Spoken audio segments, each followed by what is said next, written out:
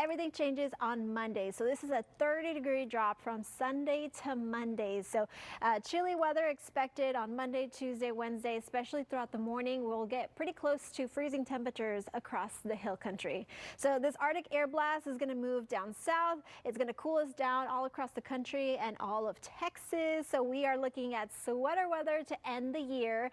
45 degrees on Monday morning and then 36 on Tuesday, 35 on Wednesday. So we're going to get pretty close to those freezing temperatures. But this is also going to bring some really gusty winds. So it's already going to be cold on Monday, and then plus with the winds, it's going to make it feel even colder. We're looking at 43-mile-per-hour gusts in San Antonio, Pleasanton, Kerrville, and then 36 in Fredericksburg. So again, it is going to be very chilly and gusty on Monday. Our feels like temperatures Monday morning are below a hard freeze. So that's below 28 degrees. We're looking at feels like temperatures of 25 in Fredericksburg, 27 in Kerrville, and then Tuesday morning, same thing. We're looking at some hard freezes in the hill country.